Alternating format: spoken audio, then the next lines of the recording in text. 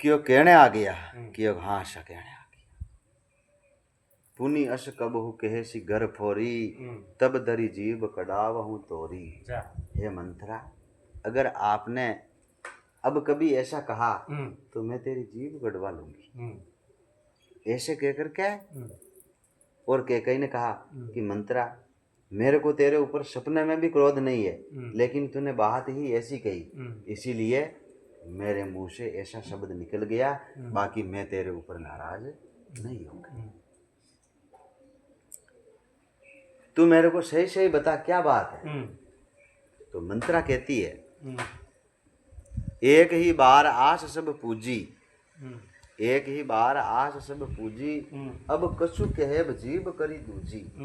फोरे जोगु कपारू अबागा, बलेऊ कहे तो दुख रौरे लागा। कि हे भरत की माँ, मेरी जीभ एक ही है और एक ही जीभ आप कटवा लोगी तो मैं कैसे बोलूँगी। मानो मंत्रा यह कहना चाहती है कि आप मेरी जीभ कटवाओगी तो मेरी जीभ कटवा लो, लेकिन मैं बोलूँगी तो वही बात जो पहले बोली। क्या कि कल राम को युवराज पद दिया जा रहा है और माता कौशल्या ने राजा दशरथ को वश में कर लिया है और आपको कुछ भी मालूम नहीं है। आप दिन भर सोती रहती हो, आपको कुछ पता ही नहीं है कि बाहर क्या हो रहा है। लक्ष्मण राम की सेवा करेगा और भरत जेल की हवा खाएगा और आप कौशल्या की दासी बनोगे तो रह पाओगी। बाकी मैं कहूँगी तो आपके हित में ही। मेरी जीभ काटने के योग्य नहीं है, मेरा कपार फोड़ने के योग्य है,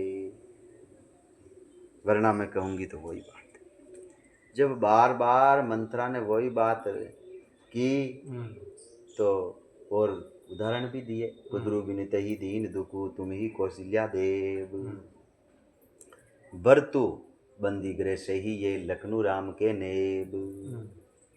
आप कौशल्या की सेवा करोगी तो रह पाओगी और आपको कौशल्या सोत की तरह दुख देगी, जैसे कद्रु ने विनीता को दुख दिया था।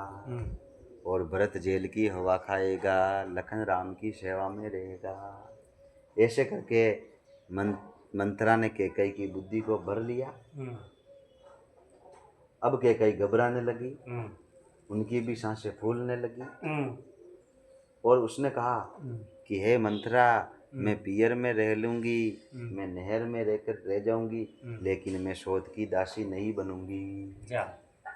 मैं शोध की दासी नहीं बनूँगी, वरना मैं आत्महत्या कर लूँगी। तो मंत्रा ने कहा, हे कैकेयी, पियर में रहे तुम्हारे दुश्मन। जब से मैंने ये कुमत सुना, कुमत का मतलब जब से मैंने ये बात सुनी तब से मेरे को नहीं तो दिन में भूख लगती है और नहीं रात को नींद आती है। मैं यही सोचती रहती हूँ कि कैसे भरत को राज मिले, कैसे भरत को राज मिले। एक ज्योतिषी आया था, मैंने उसको भी पूछा। क्या पूछा?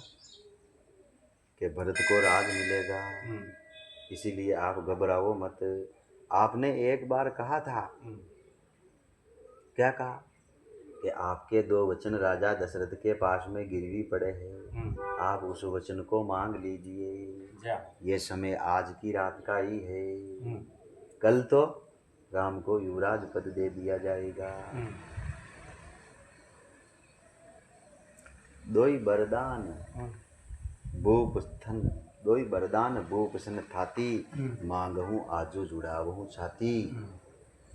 दोई बरदान भूप सन थाती, मांगहूँ आजू जुड़ावहूँ छाती,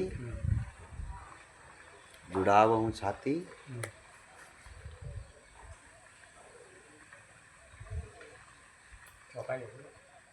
चौपाई दफरिया। दोई बरदान भूप सन थाती, मांगहूँ आजो जुड़ावहूँ छाती। भरत मांगहूँ मांगहूँ राज, भरत काठी का वाह लगा वो तो वो मीना सुनहूँ प्राण पीरे भावत जी का देहूं एक बार बरत ही टीका। जा दूसर मांगू दूसर बर कर जोरी प्रभु नाथ मनोरथ मोरी।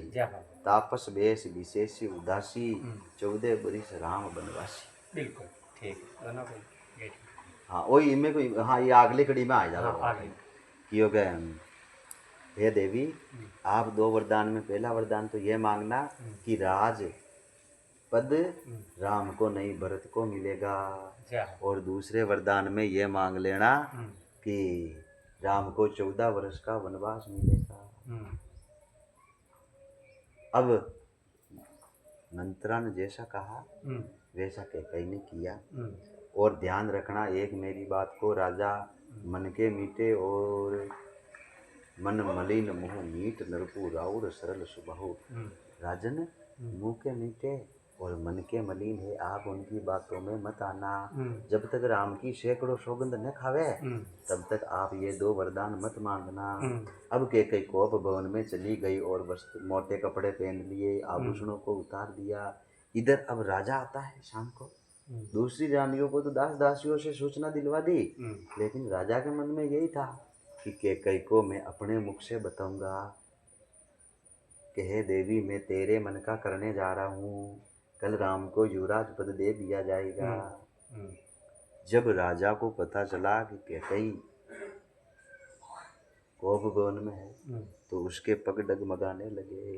आज खुशी का मौसम है और रानी कोप भवन में कैसे चली गई। बोल सतगुरु भगवान की जय हो। उमापति महादेव की जय हो। सीताराम जय सीताराम जय राम जय सीताराम। हर हर महादेव शंभु।